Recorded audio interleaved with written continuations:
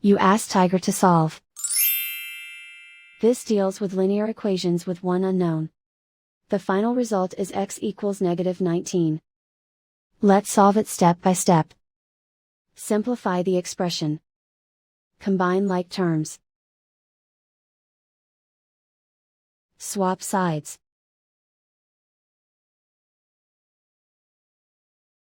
Group all constants on the right side of the equation.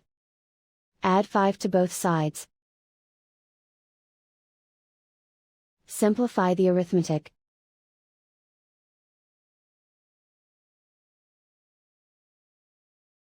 Convert the x into a positive number.